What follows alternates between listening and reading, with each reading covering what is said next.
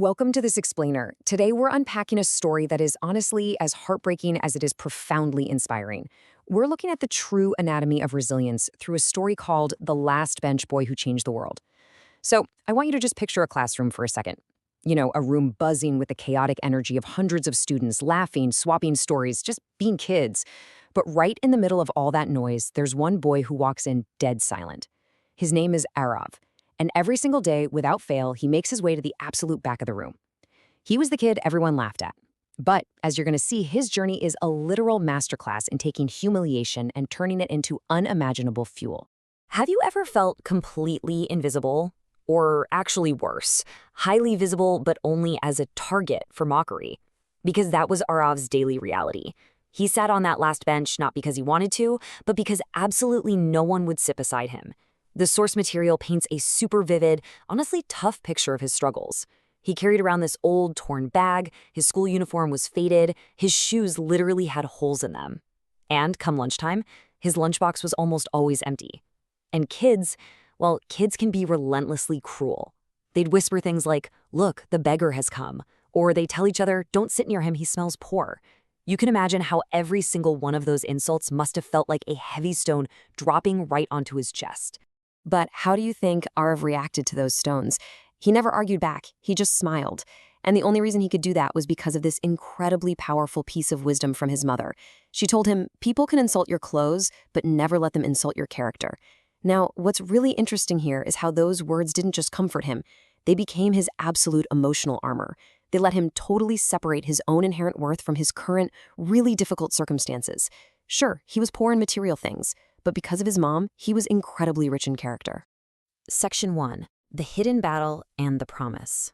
Because see, when the school bell rang, the real struggle began. It's a stark contrast. While his classmates were heading home to play cricket or just chill out, Arav was going to work. He spent his entire evening at a small tea stall, serving tea until super late at night. And when he finally did go home, it wasn't to some cozy house. It was to this tiny place with a roof that leaked every time it rained. His dad had passed away years ago, so it was just him and his mom, who spent her nights stitching clothes, just trying to make ends meet. The poverty was absolutely crushing. There were nights when they literally only had one single piece of bread left. His mom would smile and say, "Oh, I already ate," but Arav knew she was lying. So he'd quietly put the bread on her plate, she'd put it right back on his, and in the end, neither would eat. They just smiled through their tears. Then came the emotional turning point. It was this rainy night, and Arav saw his completely exhausted mother sleeping right there beside her sewing machine. When he looked closely, he saw her hands were just covered in these tiny needle wounds from hours and hours of relentless work. And for the very first time in this whole story, Arav broke down and cried. He didn't cry because they were poor or because the school kids were so mean. He cried because of the immense, heartbreaking sacrifice his mother was making for him. Right there, in the dark of that leaky house, he made a promise that became his ultimate driving force. "One day, I will build a life where my mother never has to work again." Section 2, The Fall and the Mentor. Okay, let's dive into this. Now, you might think that after making such an intense, cinematic promise, everything would immediately just go Arav's way, right? But the path to success is rarely a straight line. In fact, Arav was about to hit absolute rock bottom. Remember, he's studying under a literal streetlight because they don't have electricity. He pushed through the mockery, the doubting teachers, the severe isolation. And then, time for his board exams. The result? He failed. His entire world completely collapsed.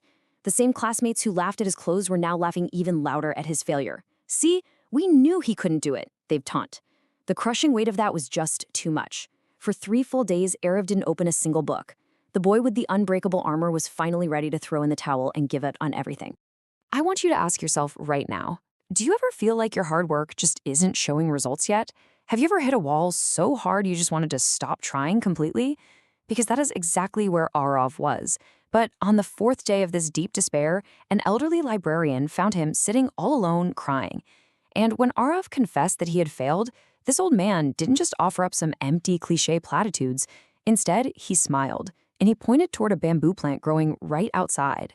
And this brilliantly illustrates the core lesson of Arav's entire journey. The old librarian explained the totally incredible nature of the bamboo plant. See, for the first 5 years, absolutely nothing appears above the ground. To anyone walking by, it looks like nothing is happening. You water it, you wait, and nothing. But underneath the soil, a massive, highly complex root system is growing invisibly. Then, suddenly, after 5 years of unseen struggle, it shoots up nearly 90 feet in just a few weeks. The librarian was telling Arav that his invisible struggles, those late nights at the tea stall, the hours under the streetlight, those were his roots growing. Then the librarian looked him dead in the eyes and delivered this absolutely profound piece of advice. Never compare your beginning with someone else's middle. Boom, that was it. That was the exact moment Arav's entire mindset shifted. He realized he was judging his chapter 1 against the privileged chapter 10 of his classmates. This quote was the spark that officially kicked off his training arc. Section 3. The Rise to Success. The mourning period was officially over. It was time for a relentless comeback. Arav's rebirth kicked off with a strict, totally uncompromising routine. Step 1. Wake up before the sunrise. Step 2. Don't just study harder, study smarter. Step 3. Expand his mind by reading one brand new book every single month. And step 4, which was probably the hardest, completely ignore every single insult thrown his way. He just stopped comparing himself to the kids with the full lunchboxes and the pristine shoes. He focused 100% on his own growth, his own roots. And what happens when you build a foundation that incredibly strong? Just 1 year later, Arav took his exams again. And this time, he didn't just pass, he stood first in the entire district. It was a massive, triumphant victory. And the poetic justice of it all? The exact same kids who had laughed at his failure were now forced to stand back and applaud his undeniable success. Let's move to and see how this builds, because Arav didn't just stop at school exams. He leveraged all that momentum to earn scholarships. He graduated from college, and then he set his sights on the business world. He started a small tech company aimed at solving problems for small businesses. Now, of course, people told him, poor people don't build companies. Banks flat out refused him loans. Investors rejected him endlessly. But remember the bamboo? Remember his mom's armor? He treated every single rejection as just another lesson. Slowly but surely, larger companies started joining his platform, and that little tech company grew into a massive empire employing thousands of people. The kid from the tea stall was now a literal CEO. Section 4. The Ultimate Reunion. So Arav had achieved wealth and status, but let's be real, his journey was never actually about the money. It all went back to that rainy night. One morning, Arav drove his mother to a beautiful, brand new house. She looked at it politely and asked, "Whose house is this?" Arav just handed her the key and said, "It's yours." She stood there, completely frozen. The woman who had sacrificed literally everything, whose hands were scarred with needle wounds from stitching until midnight, now owned the home she had only ever dreamed about. They hugged and they both cried.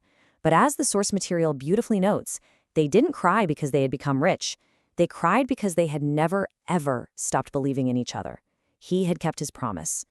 Years later, this story comes full circle. Arav was invited back to his old school, not as a student, but as the chief guest for a big reunion. He walked right into that exact same classroom. The last bench was still sitting right there in the back. And quietly, he went over and sat on it. The students in the room looked so confused. Then he walked up to the stage, looked out at the silent hall, and smiled. He told them, "I once sat here because nobody wanted me beside them." He looked out at his former classmates, the very same ones who had mocked his clothes and cheered at his failures. And you know what? He didn't hate them. In fact, they had unknowingly become his motivation, leading to this unforgettable realization. Success is not revenge. Success is becoming the person pain tried to stop. The entire auditorium, including the people who once tormented him, stood up and applauded with tears in their eyes. He hadn't just beaten his circumstances, he had transcended them with absolute grace. Life doesn't ask where you were born, it asks what you choose to become. People might reject you, they might mock you, or completely ignore you, but you can never, ever let someone else's opinion become your future. Remember, diamonds are created under intense pressure, not in comfort. Your story doesn't end where you fall, it begins exactly where you decide to stand up again. So what roots are you growing in the dark today? Subscribe to my channel for more videos. Thanks for watching.